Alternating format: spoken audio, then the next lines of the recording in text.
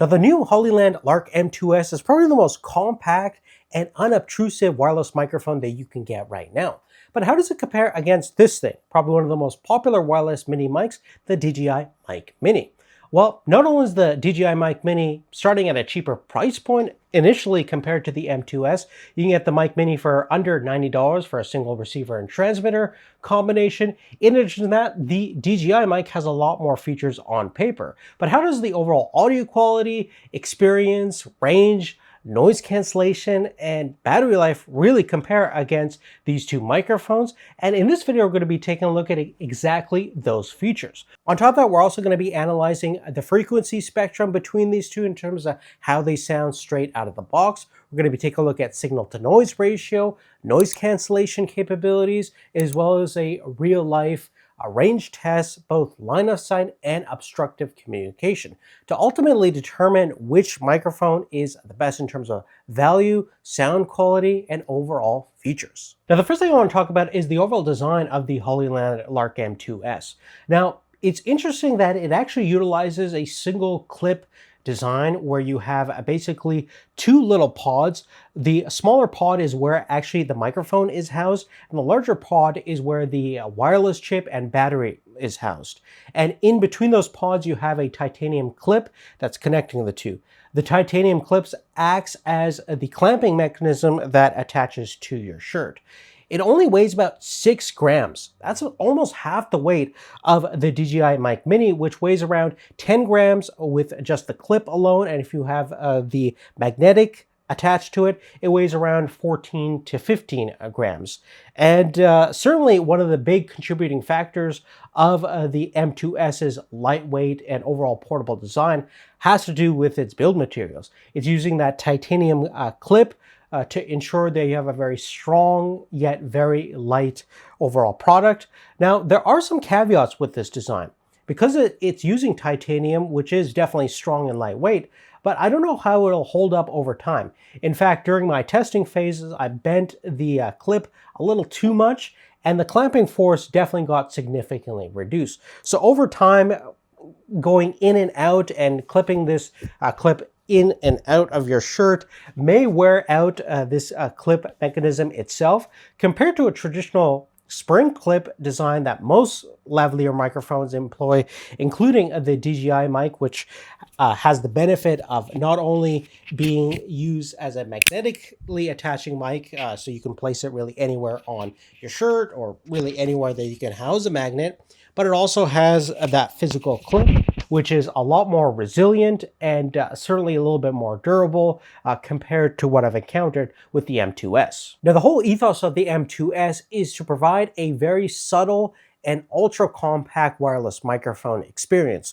So when you're wearing it, you basically don't even feel that you're wearing it. On top of that, your audience may not even know that you have a small little microphone. And that's what Hollyland really does great at. I'm a big fan of their standard M2, which you can stealth out with a black sticker and make it look very, very subtle. But this goes to even a greater extent, where this is probably the most subtle wireless lavalier microphone that you can have right now, apart from hiding it under your shirt some way or somehow, or even making a lavalier that's colored the same color as your shirt itself. So if you want to go stealth mode, this is certainly an inherent benefit on the M2s. Now, move forward, another key feature set of the DJI system is that it has dual communication systems, both in terms of a Bluetooth connectivity on both the transmitter and receiver, and it uses a traditional 2.5 gigahertz radio frequency for long distance communication. Obviously, the benefit of Bluetooth only with the transmitter is that you can connect it directly to a smartphone or the DJI Osmo cameras, whether they be the Action or the Pocket 3, and you don't need to use the receiver in that aspect. Now, there are some limitations with Bluetooth in terms of audio quality won't be as good as traditional 2.4 gigahertz radio frequencies, and obviously the communication range and overall signal integrity won't be as good as well. But from a convenience standpoint, and if you really want a no-fuss vlogging experience, connecting this microphone directly to your smartphone, this is certainly an advantage that the Hollyland mic does not have. It always has to be connected to a Hollyland receiver, whether that's the USB-C version or the 3.5 millimeter version for your camera. Now, in terms of the wireless communication range, based on the manufacturers, DJI claims that you can get about 400 meters of line of sight communication versus 300 meters or around 1,000 feet on the Hollyland side. But let's see what you actually get in reality. Okay, so what we're gonna do is a little range test. So right now we're about 10 paces away from the camera. I'm gonna travel about 100 and 150 and 200 paces to see how the communication ranges between these two microphones. So let's start walking. Okay, so now we're about 100 paces away from the camera right now, and we're gonna switch between the Mic Mini and the M2s Hollyland to determine if we're getting a good quality signal, if there's any cutout in the communication. So if both of them are working right now, this should be fairly usable at this line of sight distance. But let's go ahead and keep going a little further. Switch again back between both microphones, and you can see if the signal quality is fairly consistent, if we have any cutout, if the quality has dipped, etc. But I'm going to go ahead and go to 200 paces to see how they do in an extreme distance test. You're going to find yourself in. I do find that sometimes when I turn around, the signal cuts out, but as soon as I turn back, the receiver and the transmitter have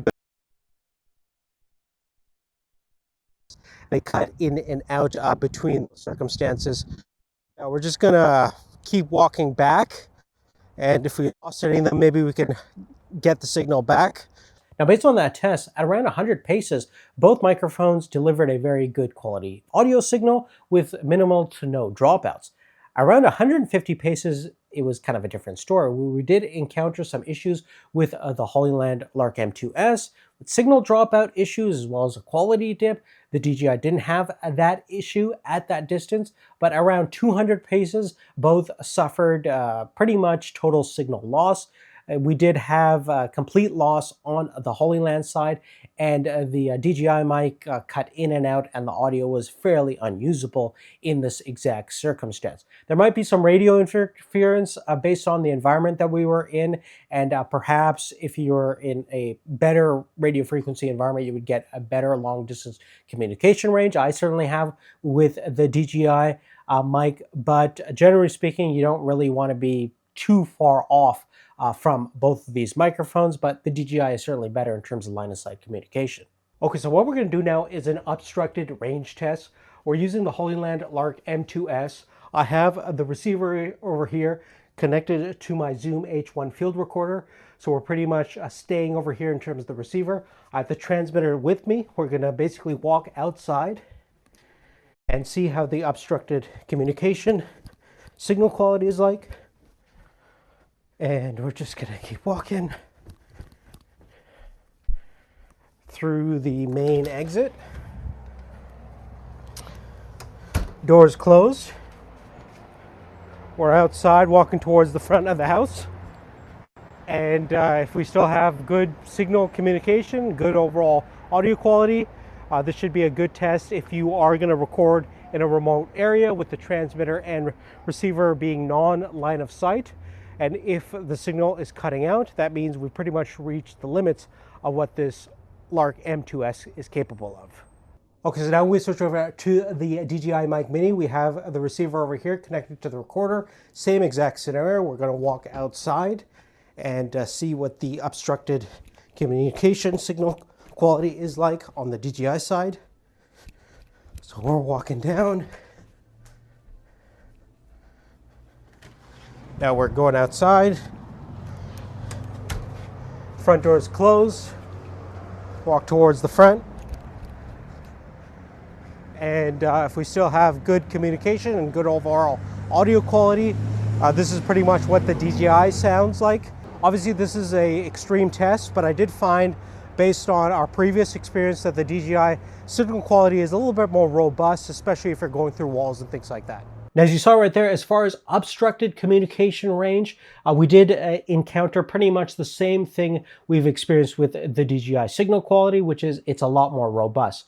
Even through walls going from indoor and outdoor conditions, you did find that the signal was pretty darn clean and very consistent with minimal dropouts on the DJI side versus we were losing our signal throughout the entire video once we moved outside on the Hollyland side. So the wireless communication is a lot more consistent and more robust on the DJI side. Now, in terms of the microphone audio quality itself, we've been switching back and forth between these two microphones throughout this video, but let's actually do a little bit more of a controlled audio comparison test in a more quiet environment. What you're listening to right now is the Hollyland Lark M2s. This is the Hollyland Lark M2s.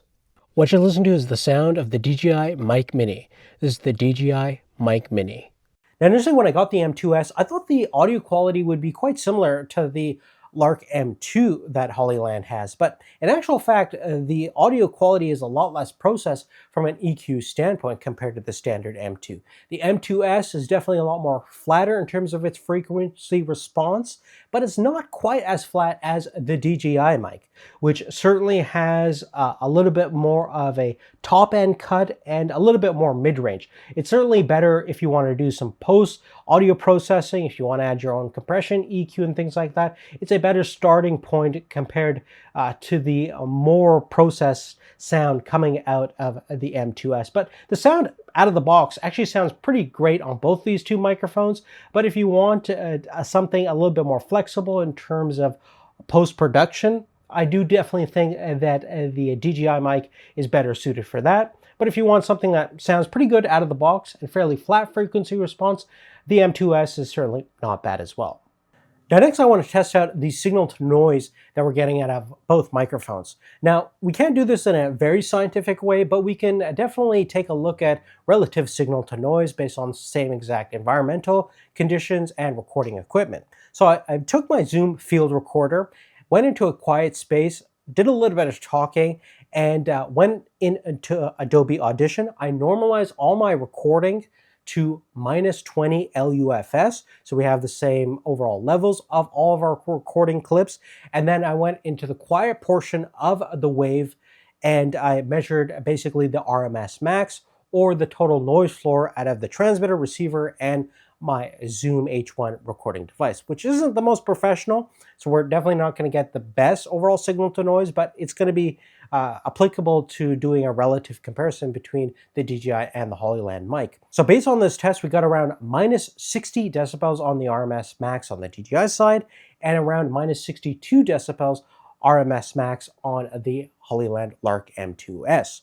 This is certainly not a significant difference, and you probably can't audibly tell the noise floor difference between the two microphones. So in most circumstances, I would say that the noise floor and overall signal to noise on both of these two microphones are very similar. Now, the noise floor test was done with noise cancellation turned off, of course, but with noise cancellation turned on, I want to do basically a controlled test where we can measure the actual reduction in terms of noise cancellation, in terms of ambient background noise, and how it generally sounds when you're talking in a busy environment. So I went on my computer, I turned on an ambient environment of a cafe with people talking in the background, and I turned noise cancellation off, did a little bit of talking, turned it on, and did a little bit of talking. So here are the clips. This is the Hollyland Lark M2s with noise cancellation turned off. This is the Hollyland noise cancellation test turned off.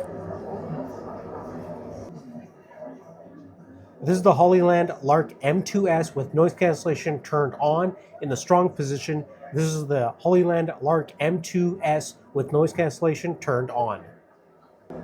This is the DJI Mic Mini with noise cancellation turned off. This is the DJI Mic Mini.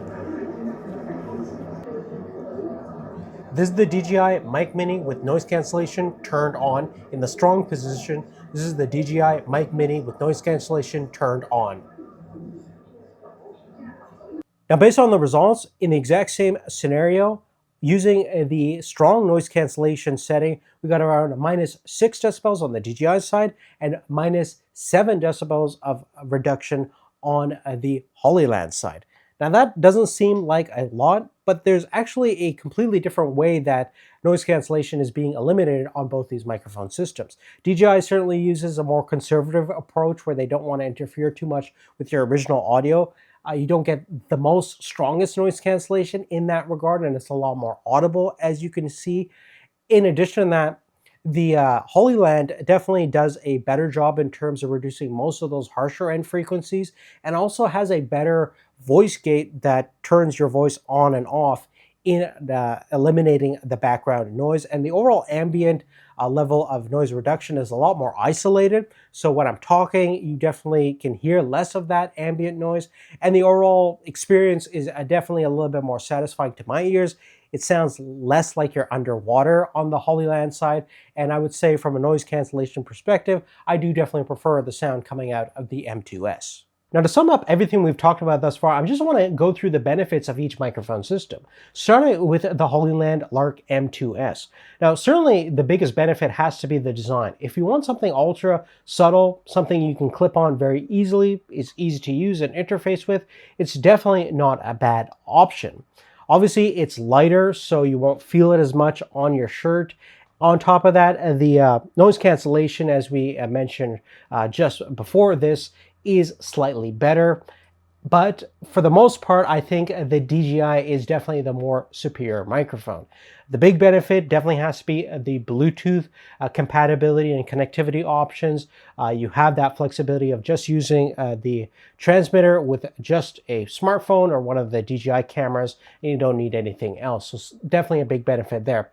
Another big benefit is the fact that it does have a more robust and more capable wireless communication system, as we encountered in our test. On top of that, you definitely have a lot more feature sets and capabilities with the DJI mic. Some of the things that we didn't include thus far in this video is the fact that it does have a safety track. So in mono mode, it will actually record your audio at a single volume level and then one at a lower input level. So you have that safety assurance to avoid clipping. It also has auto clipping capabilities on top of the safety track. Furthermore, one of the biggest kind of quality of life features on the receiver itself is that it has auto on and off.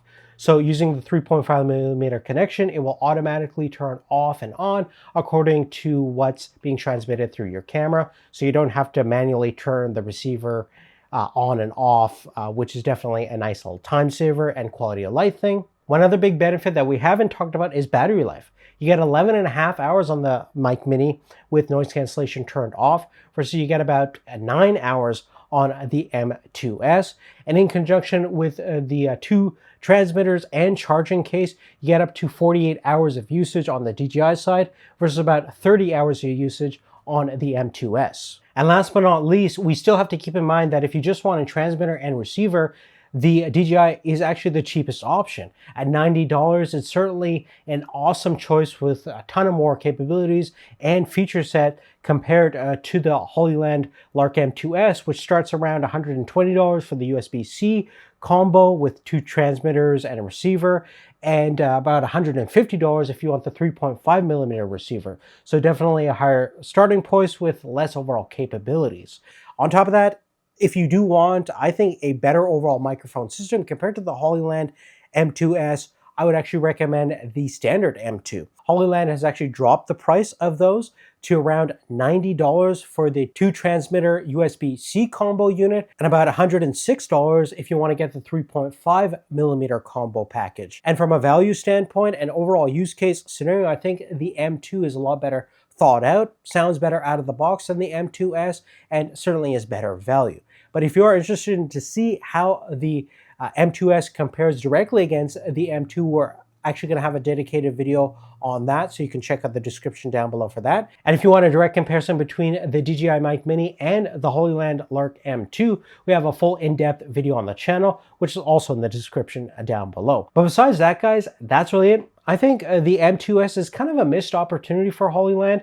They could have made something that actually improved upon the M2, but in most cases it actually falls quite behind most of the standard M2's capability. And I think for most people comparing the DJI mic anyways, it's definitely a no-brainer kind of clear winner over here. The DJI is certainly the better choice for most people out there. But definitely love to know what you guys think is the best wireless microphone system out there, especially on a budget.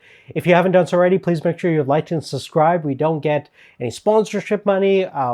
the companies have not sent us these microphones, so we have to pay everything out of pocket. So we really appreciate all the likes, the comments, and the subscriptions. Of course, if you haven't done so, please also make sure you have post notifications turned on. We'll see you real soon in the next one. Thank you so much for watching, and we'll see you later. Take care. Bye-bye.